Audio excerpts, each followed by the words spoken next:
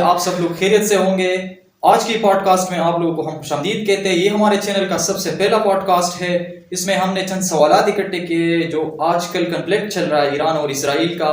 اس پہ ہم ڈسکشن کرنے والے ہیں ڈاکٹر اظہار الحق کے ساتھ. جو کوسچنز میں نے اٹھائے ہیں یہ سوشل میڈیا پر بھی بہت زیادہ ڈسکس ہو رہے ہیں, الیکٹرانک میڈیا پر بھی بہت ڈسکس ہو رہے ہیں.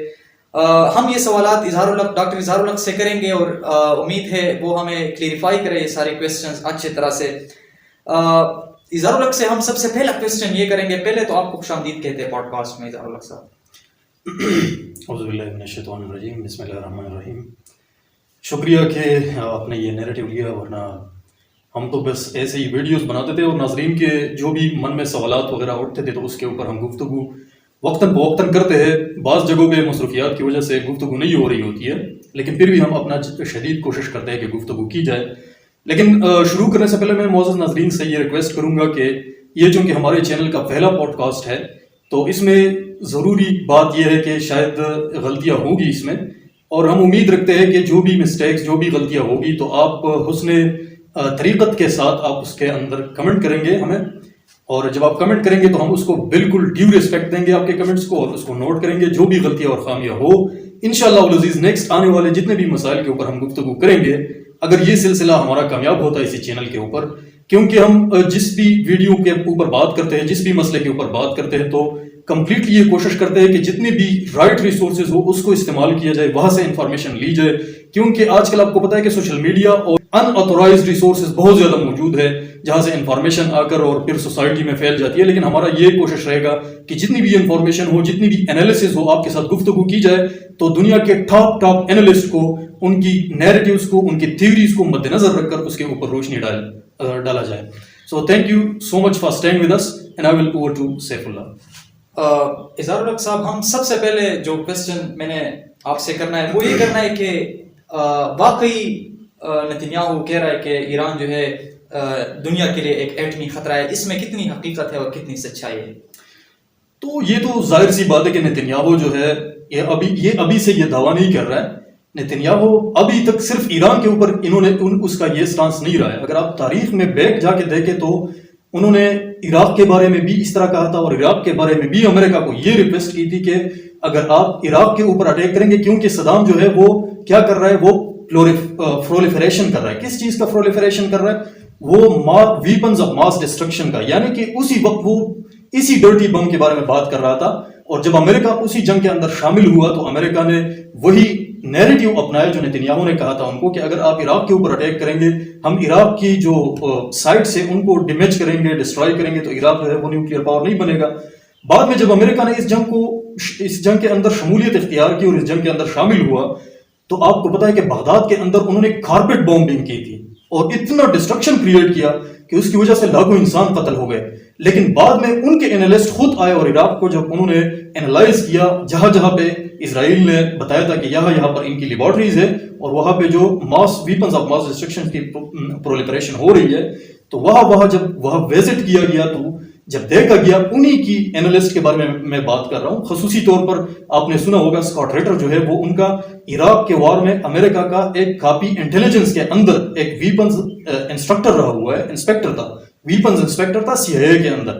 تو اس کو براہ راست میں سن رہا تھا تو انہوں نے کہا کہ this was the biggest mistake that was done by America when he listened to Netanyahu that you should attack Iraq because he is making the weapons of mass destruction. لیکن وہ غلط ثابت ہوا. اسی طرح انہوں نے جارڈن کے بارے میں بھی یہ کہا, اور جارڈن کے اندر بھی انہوں نے کافی زیادہ انہوں نے بمبنگ کی.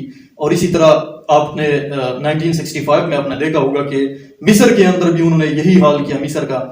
تو یہ دعویٰ اب سے نہیں, 1992 سے مسلسل نتنیاہو کر رہا ہے, مسلسل 1992, 1994, 2001, 2004, پھر 2008 اور ابھی 2020, 29 اور 2025, 2024 میں سیم دعوت ہو رہا ہے. پہلے یہ دعویٰ کرتا تھا کہ 2 مہینے میں ایران جو ہے وہ نیوکلیئر پاور بننے جا رہا ہے, پھر بعد میں کہا کہ 2 ہفتے میں بننے جا رہا ہے. یہ تقریباً 2019 سے مسلسل یہ بات کر رہا ہے کہ ایران جو ہے 2 ہفتے کے اندر نیوکلیئر پاور بننے جا رہا ہے. اور اس کا دعویٰ یہ ہے کہ ایران اگر نیوکلیئر پاور بن گیا تو یہ ہمارے لیے ایگزسٹینشل تھریٹ ہے, لہٰذا ہم ایران کو ختم کریں گے, اس کی نیوکلیئر پاور کو ختم کریں گے تاکہ ہم آزاد رہ سکیں, ہم جو ہے آزادی سے زندگی گزار سکیں, کیونکہ ایران ہمیں ختم کرنا چاہتا ہے.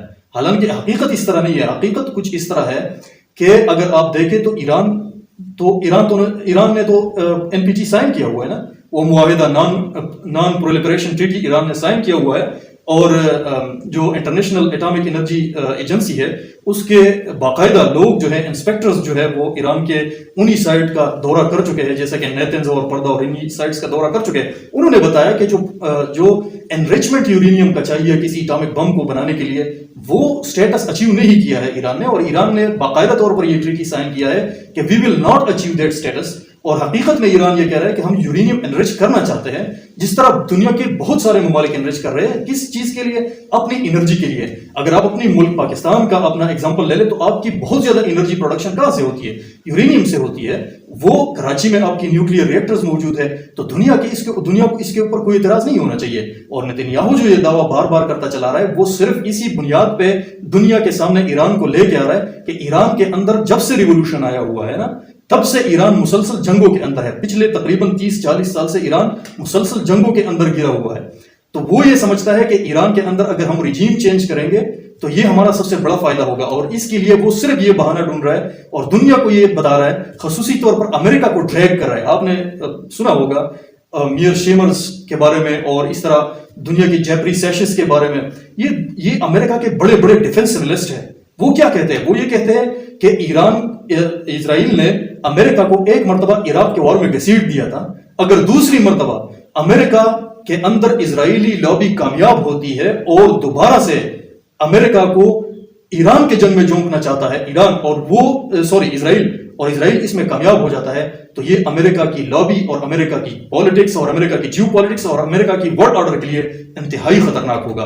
اور یہی وہ کام جو ہے وہ نتنیاہو کر رہا ہے. انفیکٹ میں آخری بات اس سلسلے میں یہ کروں گا کہ اگر آپ نے سنا ہوگا پچھلے جب 2 سال سے یہ جنگ شروع ہو گئی غزہ کے اوپر, جب انہوں نے اٹیک کیا تھا, تو نتنیاہو نے سیورل ٹائمز امریکہ کا دورہ کیا, لیکن ایک مرتبہ انہوں نے امریکہ کا دورہ کیا تو وہاں پہ انہوں نے امریکن کانگریس کے اندر, امریکن پارلیمنٹ کے اندر سپیچ کیا. کانگریس مین وہاں پہ موجود تھے, تو آپ دیکھیں کہ 1 گھنٹے کی سپیچ میں 52 مرتبہ امریکن کانگریس پیپل جو ہے وہ اٹھ کر ان کا استقبال کیا تھا. اور اسی سپیچ میں انہوں نے یہ بھی کہا تھا کہ سب سے بڑا مسئلہ ہمارے خطے میں کون ہے؟ سب سے بڑا مسئلہ جو ہے وہ ایران ہے. اور انفیکٹ یہی الفاظ انہوں نے کہے تھے کہ ایران اینڈ اسپیشلی یہ جو ایران کا سپریم لیڈر ہے ان کے بارے میں انہوں نے کہا تھا کہ he is the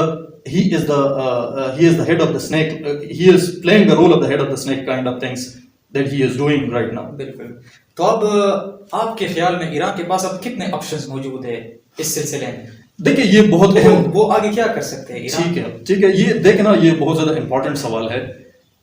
بہت سارے لوگوں کو میں نے سنا کہ مختلف انداز میں مختلف چیزوں کے اوپر گفتگو کر رہا ہے کہ ایران کے لیے یہ کرنا چاہیے, ایران کے لیے وہ کرنا چاہیے. سب سے بڑی حقیقت تو ایران کے حوالے سے آپ نے یہ تسلیم کرنا ہے کہ ایران اس پورے خطے میں جو جنگ چل رہی ہے نا, ایران اس میں بالکل اکیلا ہے. ایران کے ساتھ ایران نے جن لوگوں کے ساتھ ایران نے اپنے چیزیں شیئر کی, اپنی پروڈکٹس شیئر کیے اور ان کے ساتھ ان کے ٹریٹیز ہوئی, جیسے کہ میں آپ کو یہاں پہ بات آگے بڑھانے سے پہلے ایک تھوڑا سا ایگزامپل دے دیتا ہوں کہ جب ایران کے آئل فیلڈز کے اوپر اٹیک ہو گیا نا, کل ایران کے آئل فیلڈز کے اوپر اٹیک ہوا, لیکن یہ آئل فیلڈ جو تھا یہ صرف ایران کا نہیں تھا, بہت سارے ممالک کے معاہدے ہوئے تھے ایران کے ساتھ. ایران نے تو رسپانس دیا, لیکن یہ نہیں چاہیے تھا ان ممالک کو جن کے معاہدے ہوئے تھے اسی سلسلے میں ایران کے ساتھ, وہ بھی دنیا کو رسپانس کرتا کہ اگر واقعی میں آپ نے یہ بہانہ بنا کر آ کے اٹیک کیا ہے ایران کے اوپر کہ ایران جو ہے وہ نیوکلیئر پاور بننے جا رہا ہے اور یہ دنیا کے لیے ایک خطرہ بننے جا رہا ہے, تو آپ نے تو ایک دن پہلے ان کی نیوکلیئر سائٹس کے اوپر اٹیک کیا. جب آپ نے ایک دن پہلے ان کی نیوکلیئر سائٹس کے اوپر اٹیک کیا تو پھر کیا ضرورت پڑی کہ آپ نے دوبارہ ان کے اسٹریٹجک سائٹس کو ٹارگٹ کیا, آپ نے ان کے پولیٹیکل سائٹس کو ٹارگٹ کیا, آپ نے ان کے سویلین سائٹس کو ٹارگٹ کیا, اور آپ نے ان کے انرجی پاور پلانٹس کو آپ نے تباہ کر دیا. ٹھیک ہے, اس کا تو کوئی تعلق نہیں ہے. یہاں پہ یہ ان لوگوں کی دروغگوئی اور جھوٹی دعووں کا آپ اندازہ لگا سکتے ہیں یہاں سے. انفیکٹ سوشل میڈیا کے اوپر بعض چیزیں جو ہے بہت زیادہ میرے خیال میں ہائپ کریٹ کر چکی ہے کہ سم پیپل آر سیئنگ کہ پاکستان سپورٹ کر رہا ہے, ایریل انگیجمنٹ میں پاکستان سپورٹ کر رہا ہے دفاع کے لحاظ سے ایران کا. یہ بالکل غلط بات ہے. پاکستان نے بالکل ود پوائنٹ بلینک اسٹیٹمنٹس کے ساتھ ان کو ڈینائی کیا ہے. پاکستان نے کہا ہے کہ ہم ہیلپ کر رہے ہیں ایران کا, ان کی نیریٹو کو سپورٹ کر رہے ہیں اور دنیا کے تمام ممالک کو ان کو سپورٹ کرنا چاہیے, لیکن وہ سفارتی لحاظ سے ہم سپورٹ کر رہے ہیں. ایسا نہیں ہے کہ ملٹریلی ہم سپورٹ کر رہے ہیں, لیکن یہاں پہ بہت زیادہ ضروری بات یہ ہے کہ ملیٹریلی بھی سپورٹ کرنا چاہیے، کیونکہ یہ مسئلہ صرف ایران تک نہیں ہوگا۔ اب آتا ہے اب کا سوال کہ ایران کے پاس آپشنز کون سے موجود ہے۔ ایران اب تک جواب دیتا تھا، کیونکہ پہلی مرتبہ ایران کے اوپر اٹیک نہیں ہوا، ان پچھلے 2 سال میں ایران کے اوپر بہت مرتبہ اٹیکس ہوئے ہیں۔ آپ نے دیکھا کہ ان کے عراق کے اندر ان کے سفارت خانے کے اوپر اٹیک کر دیا گیا، ان میں بڑے بڑے لوگوں کو شہید کر دیا گیا، اس سے پہلے ان کے کمانڈرز کو شہید کر دیا گیا، اس سے پہلے جو آج کے جو ان کے سائنٹسٹ شہید ہو گئے، اس سے پہلے بھی ان کے کمانڈرز سائنٹسٹ کو شہید کر دیا گیا ہے۔ اور اگر آپ دیکھیں تو ایران کے اندر اس سے بڑا اور کیا چیز ہو سکتا ہے کہ ملٹری ہیڈ کوارٹر کے اندر دنیا کا سب سے موسٹ وانٹڈ پرسن، آپ نے ان کو مہمان بنائے ہوئے اسماعیل ہنیہ کو، آپ ان کو لے کے آئے ہیں اور اسرائیل نے اس کے اوپر اٹیک کیا آپ کے ملٹری ہیڈ کوارٹرز کے اندر۔ یہ چونکہ آپ کی ذمہ داری تھی، ایران کو چاہیے تھا کہ فل پلیج اس کا بدلہ لیتے، ایران نے پھر بھی ریسٹرین شو کیا۔ تو ایران کے اوپر جب تک اب تک جو حملے ہوئے، ایران نے ابھی صرف اور صرف ایک مارجنل ریسپانس دیا ہوا ہے اور جواب دیا ہوا ہے، لیکن مارجنلی ریسپانس دیا ہوا ہے۔ اب جب آپ دیکھیں تو ایران کے اوپر فل فلیج اٹیک ہو گیا ہے۔ اب ایران کو یہ محسوس ہو گیا ہے کہ ان کا ڈیفنس سسٹم، ان کے ملٹری سائٹس اور ان کے اسٹریٹجک جو بھی آپ دیکھیں، ان کے کمانڈرز کو شہید کر دیا گیا، ان کے ٹاپ ناچ سائنٹسٹ کو شہید کر دیا گیا، ان کے بہترین اثاثوں کو اڑا دیا گیا۔ تو اب یہ ایران کے اوپر ایگزسٹینشل تھریٹ سا بن گیا ہے کہ یہ ایران کے لیے ایگزسٹینشل تھریٹ ہے۔ اب ڈو اور ڈائی سچویشن ہے، 2 آپشنز ہے ایران کے پاس۔ اب ایک آپشن یہ ہے کہ ایران غلامی قبول کرے، جس طرح مصر اور جس طرح جارڈن نے قبول کی ہے، ٹھیک ہے، تو وہ انہوں نے امن ایکسیپٹ کیا۔ ایک آپشن تو یہ ہے کہ ایران اب یہ کرے کہ وہ انہی کی طرح یہ قبول کر لے، اور دوسرا آپشن ایران کے پاس یہ ہے کہ اپنے آخری دم تک لڑے، کیونکہ ایران جو ہے ایک ساورن اسٹیٹ ہے، دنیا کا ایک باعزت اسٹیٹ ہے۔ اور یہاں پہ ایک اور انفارمیشن آپ کو یہاں پہ بتاتا چلوں، ایران اس پورے خطے میں، یہاں کے جو گلف کا خطہ ہے، مڈل ایسٹ کا جو خطہ ہے پورا، اس پورے خطے میں سب سے زیادہ جس ملک کا کلچر اور جس ملک کی ڈگنیٹی پرانی ہے وہ ایران ہے۔ 5200 سال سے یہ لوگ باقاعدہ طور پر ان کا اس پورے خطے پہ حکمرانی رہ چکی ہے۔ آپ نے پرشیا اور یہ ساری چیزیں، کہانیاں آپ نے اس تاریخ کے بارے میں پڑھا ہوگا۔ تو ایران کے پاس صرف 2 آپشن ہے، یا ایران سرنڈر کرے گا اور یا ایران جو ہے اپنے آخری حد تک لڑے گا۔ اور مجھے یہ لگتا ہے، میں یہاں پہ صرف آخری بات یہ کرنا چاہوں گا کہ Iran will never surrender, Iran آخری حد تک لڑے گا، کیونکہ آپ نے سنا ہوگا کہ 2 نیوکلیئر پاورز جو ہوتی ہے اس کے اندر جب لڑائی ہوتی ہے تو وہ آخری حد تک ہوتی ہے اور اس کے consequences for beyond the borders ہوتے ہیں۔ اور اگر ایران آپ کے بقول، یعنی کہ اسرائیل کے بقول، وہ کہہ رہے کہ 2-3 ہفتے میں وہ نیوکلیئر پاور بننے جا رہا ہے، تو اس کا مطلب یہ ہے کہ ایران آلریڈی نیوکلیئر پاور بن چکا ہے، اس لیے وہ کبھی بھی پیچھے نہیں ہٹے گا۔ اور ایک آخری بات یہ کہ لوگوں کی میں نے انالیسس سنے، انہوں نے کہا کہ ایران کے پاس صرف 2 ہفتے کا سٹاک موجود ہے بیلسٹک میزائل کا۔ اگر 2 ہفتے کے اندر یہ بیلسٹک میزائل کا سٹاک ان کا ایگزاسٹ ہو جاتا ہے نا، تو پھر خدا نخواستہ ایران کے پاس اسرائیل کو ہٹ کرنے کا کوئی اچھا ذریعہ نہیں موجود رہے گا۔ لیکن اگر انہی کی بات کو مان لیا جائے، اگر ایران کے پاس یہ حقیقت میں 2 ہفتے کی جنگ کا بیلسٹک میزائل کا سروائیول کا یہ سٹاک موجود ہے، اور یہ اگر ایگزاسٹ ہو جاتا ہے، یعنی ختم ہو جاتا ہے، تو پھر ایران کیا کرے گا؟ تو پھر وہی کرے گا جو میں نے آپ کو کہا کہ اپنی آخری دم تک لڑے گا، پھر نہ اسرائیل بچے گا نہ یہ خطہ بچے گا۔ یہ بات تو بالکل ٹھیک ہے، کیونکہ کل آیت اللہ خامنائی نے بھی اپنے ایران کے لوگوں کو کہا کہ ہم جو ہے آپ لوگ ڈس اپوائنٹڈ نہ ہو، ہم آپ لوگوں کے سورینٹی کے لیے اور آپ لوگوں کے امن و امان کے لیے اور آپ لوگوں کی فیس کنٹری بنانے کے لیے ہم جو ہے ایٹمی پاور کو بنائیں گے، ہم ایٹمی پاور بنیں گے انشاءاللہ۔ یہ ہم اس میں کوئی کمپرومائز نہیں کریں گے کسی کے ساتھ۔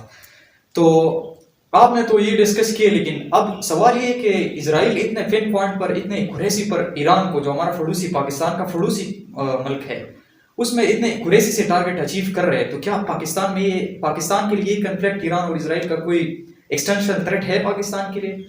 دیکھیں، یہ بہت اہم کویسچن ہے کہ کیا یہ پاکستان کے لیے ایگزسٹینشل تھریٹ ہے یہ کنفلکٹ یا نہیں۔ اس سوال کو آنسر کرنے سے پہلے میں صرف 2-3 ایگزامپل آپ کو دینا چاہوں گا۔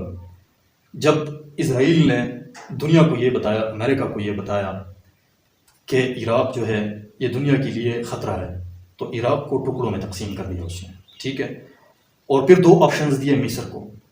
مصر نے جب شو کیا، ریزسٹنس شو کیا، تو مصر کے اوپر ایسے بامبنگ کی کہ مصر نے بھی ان کے غلامی کو تسلیم کر لیا، ٹھیک ہے۔ پھر جب مصر کے اندر انقلاب آیا صدر مرسی کا، چونکہ وہاں پہ کٹھ پتلی حکومت تھی، آلریڈی انہوں نے غلامی تسلیم کی ہے، تو اس کو انہوں نے جیل میں ڈال دیا، اور جنرل سیسی جو ہے وہ آج کل مصر کا کیا ہے، وہ بڑا بنا ہوا ہے، ٹھیک ہے۔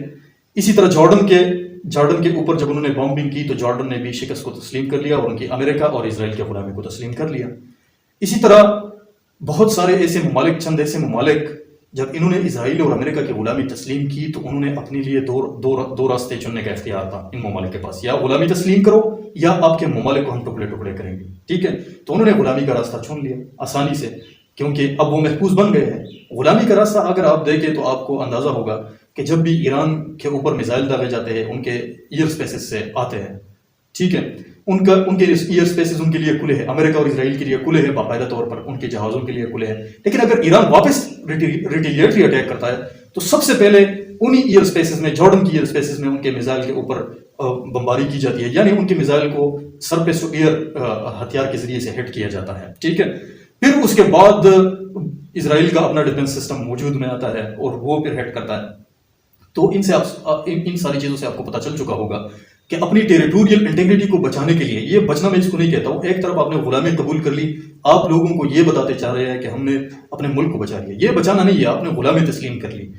تو جن ممالک نے غلامی تسلیم نہیں کی، جس طرح آپ عراق کا حال دیکھیں، انہوں نے غلامی تسلیم نہیں کی، ان کے اندر کیا ہے، قیاس ہے، ابھی تک قیاس ہے عراق کے اندر، تباہی و بربادی ہے۔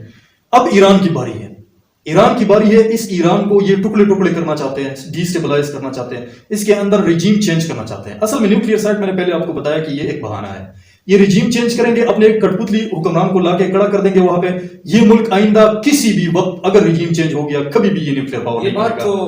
لیکن پاکستان کے اوپر آتا ہوں، پاکستان کے لیے ایگزسٹینشل تھریٹ اس لیے ہے کہ خدا نخواستہ اگر یہ لوگ اپنے مقاصد میں کامیاب ہوتے ہیں ایران کے اندر، یا ایران کے اندر ریجیم چینج ہوتا ہے، یا ایران کے ٹکڑے ٹکڑے ہو جاتے ہیں، اور یا ایران کے اوپر اس طرح بامبنگ کرتے ہیں کہ ایران دہائیوں پیچھے چلا جائے، یعنی کہ 30-40 سال پیچھے چلا جائے، اسی دور میں چلا جائے، جیسا کہ جارڈن کو انہوں نے بتایا تھا کہ ہم آپ کو سٹون ایج میں پہنچائیں گے، اور اس کے اوپر شدید بمباری کی تھی۔ تو یہی تھریٹ اگر حقیقت میں یہ حقیقت ثابت ہوتی ہے ایران کے اندر، جو کہ بالکل اسٹریٹجیکلی جو ان کا ایک کمپلیٹلی ایک سلسلہ چلتا آ رہا ہے، اس سے ہمیں اندازہ ہو رہا ہے کہ ان کا تاریخی جو سلسلہ چلتا آ رہا ہے وہ صرف ایران پہ نہیں رکے گا۔ اگر ایران کمزور ہوگا تو ظاہری بات ہے کہ کل پاکستان کی باری ہے۔ اور ضروری بات یہاں پہ میں ایک بات جو بہت ضروری سمجھتا ہوں وہ یہ ہے کہ پاکستان کے لیے بہت زیادہ ضروری ہے کہ لیٹ ریئلائز کرنے سے پہلے پاکستان کو پہلے ریئلائز کرنا چاہیے۔ جس طرح یہ لوگ کہہ رہے تھے کہ ہم نے پریمپٹیو اٹیک کیا ہے، یہ ایک بہانہ بنایا ہے انہوں نے، پاکستان کو پہلے ریئلائز کرنا چاہیے بجائے اس کے کہ بہت دیر ہو جائے۔ اگر آپ دیکھیں تو پچھلے 2 سال سے غزہ کے اندر بمبنگ ہو رہی تھی، کوئی بھی اسلامی ملک نے اگر صحیح طریقے سے اسرائیل کو منع کیا ہوتا تو آج یہ نوبت نہ آتی، اس کے اندر یہ کم از کم صلاحیت نہ ہوتی کہ وہ ایران کے اوپر اٹیک کرتا۔ اور اگر آج پاکستان یہ ریئلائز نہیں کرے گا اور ایران کے اندر یہ لوگ کامیاب ہو جائیں گے تو آپ یہ بھول جائیے کہ پاکستان جو ہے وہ محفوظ رہے گا۔ پاکستان کسی بھی لحاظ سے محفوظ نہیں رہے گا۔ آپ کے بارڈرز کے اوپر اتنے اڈے ہوں گے، یہاں پہ ہر ملک کا ابھی تک انہوں نے ان کی انٹیلیجنس ایجنسی وہاں پہ اتنی سرایت کر چکی ہے کہ بیش بہا انہوں نے کارروائیاں سر انجام دی ہے۔ جس طرح آپ نے ذکر کیا سوال میں کہ مطلب ان کے پن پوائنٹ ایکوریسی کے ساتھ اتنے ٹارگیٹڈ جو اچیومنٹس ہیں انہوں نے کیے ہیں، اتنے بڑے بڑے لوگ انہوں نے ٹارگیٹ کیے ہیں، یہ اس لحاظ سے ٹارگیٹ نہیں کیے ہیں کہ انہوں نے وہاں سے میزائل یا جہاز سے میزائل فائر کر کے کیے، نہیں، بالکل یہاں پہ آپ کو ابھی اندازہ ہو رہا ہے کہ پچھلے 2-3 میں تسنیم ان کا ایک ایران نیوز ایجنسی ہے، تو انہوں نے کلیم کیا ہے کہ بہت سارے ہم نے جاسوسی اڈے پکڑے ہیں، ان میں تقریباً 75 ایسے جاسوس پکڑے گئے ہیں جو پچھلے 2 دنوں میں پکڑے گئے ہیں۔ اس کے اندر میرے خیال میں انڈیا کے 70 لوگ ہیں اور 5 موساد کے ڈائریکٹ لوگ ہیں اور 2-3 اڈے بھی پکڑے گئے ہیں۔ تو ابھی جب ایران موجود ہے زمین کے اوپر، اس کے اندر ان لوگوں کے اڈے موجود ہیں، تو کیا خیال ہے آپ کا کہ پاکستان کے اوپر اگر یہ ایران مزید کمزور ہوتا چلا جائے گا تو یہ لوگ وہاں پہ بالکل دندناتے پھر رہے ہوں گے، اور پاکستان کے لیے یہ بالکل اس میں کوئی شک نہیں ہے، 100% پاکستان کے لیے یہ ایگزسٹینشل تھریٹ ہوگا۔ پھر پاکستان ریئلائز کرے گا اور پاکستان اٹیک کرنے کی کوشش کرے گا۔ میرا یہ خیال ہے کہ پاکستان کے اوپر جب بم گرے گا اور پھر پاکستان جواب دے گا، اس سے بہتر ہے کہ اب پاکستان ریئلائز کرے اور جو پاکستان سے ہو سکتا ہے، جیسے کہ ہمارے وہ جو وزیر دفاع ہے انہوں نے اسمبلی کے فلور پہ کہا کہ اس کے بعد ہماری باری ہے، اس طرح ڈائریکٹ اسٹیٹمنٹ انہوں نے پلے کی اسمبلی کے فلور پر کہ ایران کو اگر خدا نخواستہ ان کو ختم کر دیا گیا تو اس کے بعد ہماری باری ہے۔ تو اگر آپ اسمبلی کے فلور پر اس کو تسلیم کر رہے ہیں تو یہ حکومت کے لیے یہ ڈائریکٹلی تسلیم کرنا یہ بہت بڑی بات ہوتی ہے. اصل میں جیو پالیٹکس کے اندر یا مطلب نیشنل پالیٹکس کے اندر جب آپ اپنی قوم کو اس طرح اسٹیٹمنٹ پلے کرتے ہیں تو اس کا مطلب یہ ہے کہ آپ قوم کی ایک ذہن بنا رہے ہیں کہ ہمارے اوپر یہ خطرہ صرف ایران کے لیے نہیں ہے. ایران جو ہے ہمارا برادرلی کنٹری ہے، لیکن یہ بھی ہے کہ ایران کے اگر ہم نے دفاع نہیں کی تو پھر ہماری باری ہوگی. تو میرا خیال یہ ہے کہ اگر ایران کے بعد ہمارے اوپر بم گرے گا تو اس سے پہلے یہ چاہیے کہ ایران کے اوپر بم گرنے سے ہم ان کو بچائیں. آپ نے جس طرح کہا کہ موساد اور ان لوگوں کا جو انٹیلیجنس فورسز ہے انہوں نے ایران میں اڈے بنائے تھے، اور اس میں انڈیا کے بھی لوگ تھے، موساد کے بھی ڈائریکٹلی لوگ انوالو تھے. تو آپ کا کیا رائے ہے کہ جو ایران کا جو سچویشن بنا ہے، جو اتنا مطلب ایکوریسی سے ٹارگٹ انہوں نے اچیو کیا ہے اسرائیل نے، تو ان میں اور اس پورے کنفلکٹ میں ایران کے عوام کا کیا رول ہے؟ دیکھیں بھائی، آپ نے اگر دیکھا ہوگا اس جنگ سے پہلے تو ایران کے دو قسم کے لوگ ہیں، ایران کے اندر اور ایران کے باہر. ایک ایرانی ڈائسپورا ہے جو باہر ممالک میں رہتی ہے، ٹھیک ہے، اس کو میں تھوڑا بہت فالو کرتا رہا ہوں. اور بعض لوگ اس طرح ہے کہ ایران کے اندر موجود ہے. ایران کے اندر بھی دو کنفلکٹنگ ویوز پائے جاتے ہیں. ایک تو ایران کی گورنمنٹ کو سپورٹ کرتے ہیں، آیت اللہ خامنائی کی جو قیادت ہے اس کو تسلیم کرتے ہیں، لیکن بعض لوگ اس طرح ہے کہ وہ سمجھتے ہیں کہ اس قیادت کو ابھی چینج ہونا چاہیے، تبدیل ہونا چاہیے اور ایک ڈیموکریٹک سسٹم کو لانا چاہیے.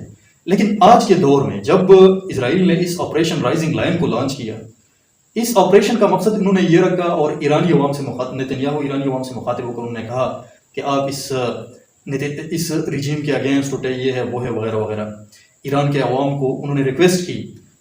تو آپ دیکھیں ایران کے عوام نے متحد ہو کر اس کا ریسپانس دیا، ٹھیک ہے. جو لوگ آیت اللہ خامنائی کی قیادت کے خلاف بھی تھے نا، تو اسی جنگ کے بعد وہ بالکل اکٹھے ہو کر متحد ہو کر ریسپانس دے رہے ہیں، اپنی حکومت کو بیک کر رہے ہیں. اور اصل وجہ اس کی یہ ہے کہ کبھی بھی ایکسٹرنل ایگریشنز اور آکوپیشن کے ذریعے سے ممالک کے اندر جتنے بھی ریجیم چینج ہوئے ہیں وہ کامیاب نہیں ہوئے. انہی لوگوں نے اپنے ان گروپس کے ساتھ بھی مطلب اتفاق و اتحاد کیا ہے جن کے وہ پولیٹیکلی خلاف ہے. اس کا ایک سمپل ایگزامپل میں آپ کو افغانستان میں دیتا ہوں. افغانستان کے اوپر دنیا کی سب سے بڑے پاور یعنی کہ امریکہ کے ساتھ ساتھ 32 نیٹو ممالک نے اٹیک کیا. 20 سال انہوں نے افغانستان میں کمپلیٹلی گورنمنٹ کو بھی چینج کیا اور حامد کرزئی کی حکومت کو 2004 میں انہوں نے قائم کر دیا، ٹھیک ہے نا. تو 20 سال میں انہوں نے تقریباً ایک کمپلیٹ آرمی اس کے لیے بنائی، ٹھیک ہے نا. تو جب یہ کمپلیٹ آرمی ان کی بنی اس کے بعد بھی جب وہ لڑتے رہے تو افغانستان کے عوام ہمیشہ انہی فورسز کے خلاف رہے. امریکہ نے بار بار یہ کہا کہ ہم نے آپ کے لیے یہ کیا ہے، یہ آپ کو ہم نے آکوپیشن سے بچایا ہے اور ہم آپ کے لیے دودھ اور شہد کی نہریں بنائیں گے. ہمیشہ طور پر دنیاوی لحاظ سے انہوں نے کوشش کی، لیکن پھر بھی 20 سال بعد بھی کرزئی نہ رہا، اشرف غنی نہ رہا. وہی حکومتیں، وہی ریجیم چینجز جو باہر سے مسلط ہو کر قائم کر دی گئی تھی اس کو ختم کر دیا گیا. تو اگر آپ دنیا میں جہاں پہ بھی اس طرح اگزامپل دیکھیں تو نتنیاہو اگر یہ کوشش کر رہا ہے تو یہ جو کلاسک ڈاکٹرائن ہے انہی کے عین مطابق ہے کہ مطلب پرانے بزور آپ کسی ملک کے اندر ریجیم چینج کریں. عوام ہمیشہ متفق و اتفاق اور اتحاد سے باہر سے آکوپائڈ فورسز کا مقابلہ کرتی ہے. اور دوسرا ڈائسپورا جو ایران کا ہے وہ باہر بیٹھا ہے. میں ان لوگوں کو ریکویسٹ بھی کرتا ہوں کیونکہ میں پچھلے چند مہینوں سے ان کو میں فالو کر رہا ہوں. وہ اپنے ملک کے خلاف بہت زیادہ شدید ان کے اسٹیٹمنٹس ہوتے ہیں کہ ایران کے اندر ریجیم چینج ہونا چاہیے، یہ ہونا چاہیے، وہ ہونا چاہیے. اگر آپ ایک سادہ اگزامپل میں آپ کو دے دوں تو جب ابھی پاکستان اور انڈیا کا کنفلکٹ ہوا تھا نا، 5 دن کا کنفلکٹ چلا، ٹھیک ہے. تو ان میں سے اگر آپ دیکھیں تو انڈیا کا جو ڈائسپورا باہر رہتا ہے انٹلیکچوئل لوگ، وہ لوگ تو مزے سے باہر رہتے ہیں. ان کو کیا پتا ہوتا ہے کہ انڈیا کے اندر کیا ہو رہا ہے، پاکستان کے اندر کیا ہو رہا ہے. تو ان کی تو مطلب ان کو اچھی طریقے سے رزق مل رہا ہوتا ہے، وہ چکر لگاتے ہیں وغیرہ وغیرہ. ان کے لیے زندگی کی ساری آسائشیں اویلیبل ہوتی ہے، ٹھیک ہے. تو ان لوگوں نے مودی کو سوشل میڈیا کے اوپر اتنا ہائف دیا تھا کہ مودی تو اتنا بڑا ہے، آپ کو دنیا سلام کرتی ہے، یہ کرتی ہے، پاکستان کیا چیز ہے.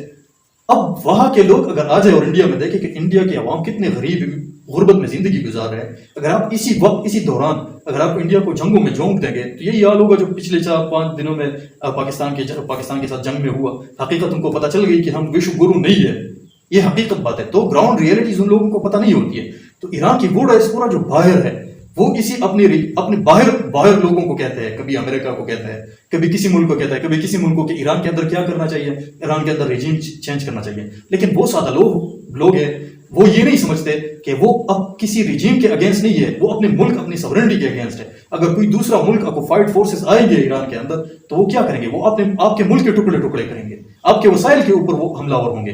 اور کیا کریں گے؟ یہ جو ایران ہے نا، ایران کے اندر تیل اور گیس کے بڑے ذخائر موجود ہیں. امریکہ کی میرے خیال میں ان چیزوں کے اوپر نظر ہے، کیونکہ یوکرین سے بھی انہوں نے یہی مطالبہ کیا تھا کہ ہم اگر آپ کو سپورٹ کریں گے لیکن آپ اپنے سارے ٹریس ایلیمنٹ اور منرلز کی جو آپ کی کانیں ہیں وہ آپ ہمیں دیں گے. اور اسی طریقے سے وہی کمال انہوں نے افریقہ کے ساتھ کیا، اور افریقہ کو بھی دھمکیاں دیتے رہے، اور ابھی ایران کو بھی یہی دھمکیاں دیتے رہتے ہیں. یہ بات آپ کی بالکل ٹھیک ہے، لیکن جو امریکہ، یہ تو ظاہر سی بات ہے، پوری دنیا کو پتہ ہے کہ اسرائیل کے بیک پر جو ہے امریکہ جو ہے وہ کھڑا ہے، اور امریکہ فل سپورٹ دے رہا ہے اسرائیل کو. لیکن جو اسرائیل دوبارہ کسی اور ملک کو پکڑ کے ایران، جس طرح پہلے افغانستان میں اور عراق میں بہت ساری اس طرح کنٹریز ہے جس میں امریکہ نے اس طرح فراکسیز اور ریجیمز کیے، اسی طرح بھی اسرائیل کے تھرو ایران میں بھی کرنے جا رہے. تو کیا اس میں چائنا اور رشیا کا کیا رول ہے؟ ان کی سپریمیسی اس سے ڈیمیج ہوتی ہے، یعنی ان کا کیا رول ہے اس کنفلکٹ میں؟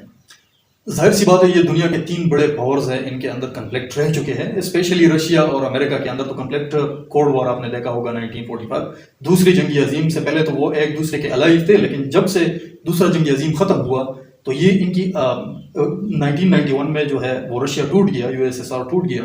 تو وہ ٹوٹ گیا تو ان دونوں کے اندر کولڈ وار تب ختم ہوا. 1945 سے کولڈ وار شروع ہوا، 1991 میں ختم ہوا.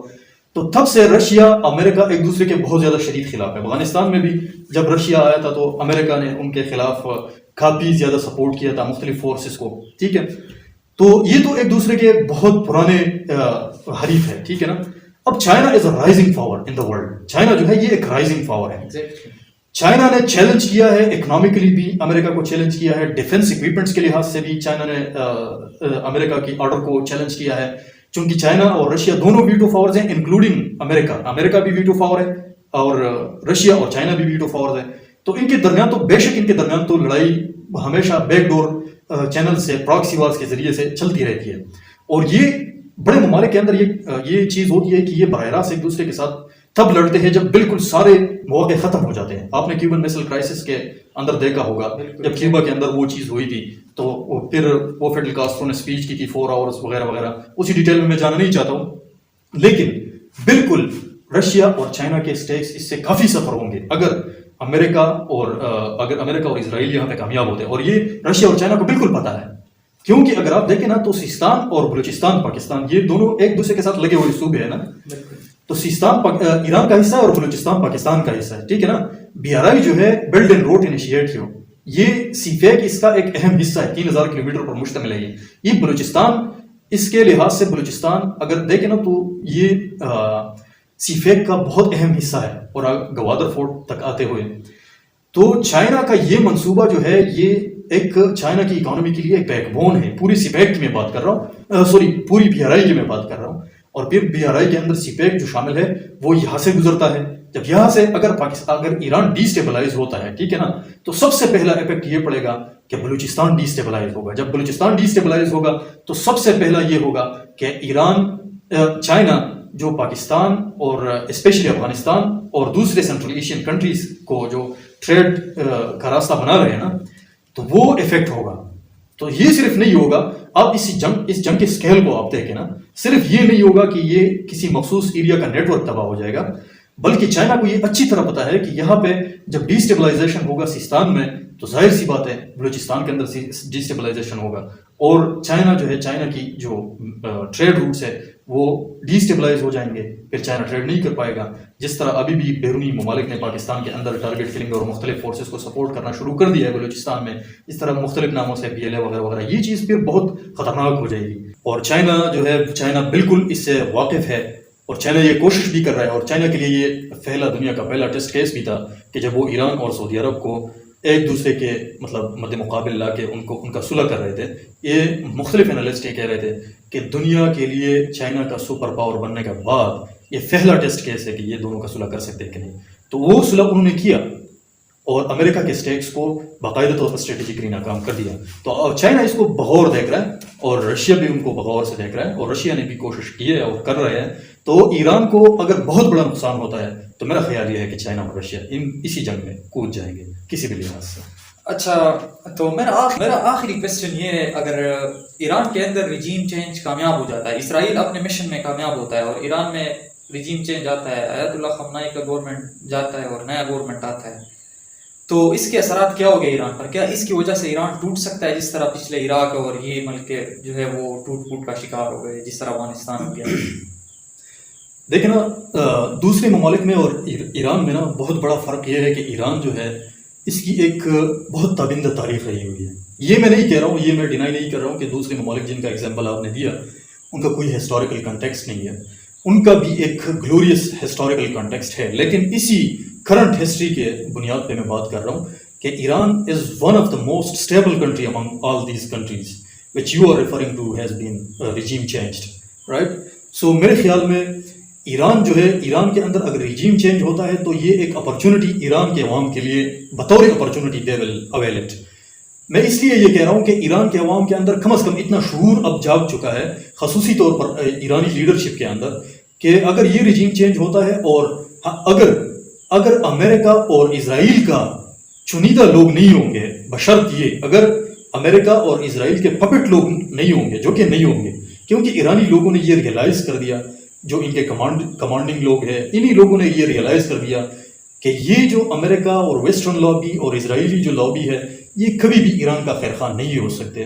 تو میرے خیال میں جو ینگ لیڈرشپ آئے گا ان کے دنیا کا اور مزید ٹیکنالوجیکل لحاظ سے مطالعہ زیادہ ہوگا، جیو پالیٹکس کا ان کو سمجھ بوجھ زیادہ ہوگی، اور ایک ینگ بلڈ جو ہے وہ ہمیشہ نئی اپرچونیٹیز اور نئی پالیسیز کے ساتھ لے کے آتی ہے.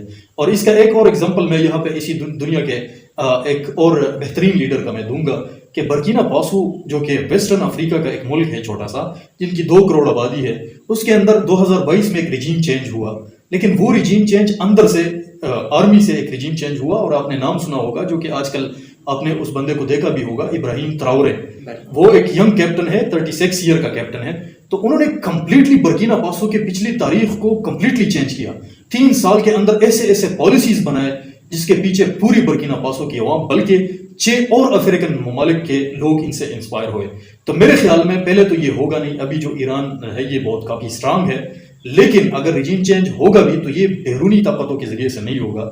جیسا کہ میں نے آپ کو پہلے کہا کہ وہ لانگ لاسٹنگ نہیں ہوگا، وہ بالکل لوگ مانیں گے نہیں. لیکن اگر ہوگا بھی تو میرے خیال میں اس طرح مجھے لگ رہا ہے، اگر خدا نخواستہ آیت اللہ خامنائی کو شہید کیا جاتا ہے، اس کے بعد جو لوگ آئیں گے، میرے خیال میں یہ اگر نہیں رہیں گے تو پھر وہ جو ریجیم چینج ہوگا وہ انٹرنل ریجیم چینج ہوگا، اور وہ ریجیم چینج ایران کے فیور میں ہوگا، کیونکہ ایران کے اندر ابھی بھی بہت کافی بہترین انٹلیکچوئل لوگ موجود ہیں. بجائے اس کے کہ مجھے علم ہے کہ بہت سارے لوگ میرے اس آرگومنٹ کے ساتھ اختلاف کریں گے، لیکن یہ میرا نظریہ ہے، کیونکہ جتنا میں نے ینگ لوگوں کو دیکھا تو وہ ہمیشہ ایک نئی پالیسیز کے ساتھ کافی نئی چینجز جدید طور بالکل یہ بات ٹھیک ہے. جو آج کل ایڈوانسمنٹ ہے اور سوشلزم ہے اور جو ماڈرنزم ہے، اس کے حوالے سے جو ینگ لوگ ہیں وہ صحیح طرح سے واقف ہے اور وہ صحیح ریولیوشن لا سکتے ہیں. یہ بات ٹھیک ہے آپ کی. تو یہ ہمارا پوڈ کاسٹ تھا آج کا، اور یہ ہمارے چینل کا سب سے پہلا پوڈ کاسٹ تھا. امید ہے آپ لوگوں نے دیکھا ہوگا، اور آخر تک اگر دیکھا ہے تو لائک کرے، سبسکرائب کرے اور شیئر کرے، اور ہمیں ایک نیا ٹاپک کمنٹ کرے کہ ہم اگلا پوڈ کاسٹ کون سے ٹاپک پہ کرے. آپ لوگوں کا شکریہ. Thank you so much for watching. شکریہ جی، آپ نے ٹائم دیا، ہمیں سنا. چینل کو ضرور سپورٹ کرتے رہیے، اور جہاں پہ بھی آپ لوگوں کا اختلاف ہے، جہاں پہ بھی ہم سے اس بولنے میں مسٹیک ہوئی ہے، we are willing fully accept that. انسان ہے، اور ظاہر سی بات ہے جو ہم انالیسس کر رہے ہیں وہ پرووائڈڈ انفارمیشن کے یا مطلب اویلیبل انفارمیشن کی بنیاد پر انالیسس کر رہے ہیں. یہاں لوگوں کا اختلاف بھی ہو سکتا ہے، علم میں اضافہ ہوگا اگر آپ کوئی نئی پوائنٹ یا مطلب جہاں پہ بھی اختلاف کریں گے. We will willing fully accept that point. Thank you so much for watching this video. اللہ حافظ.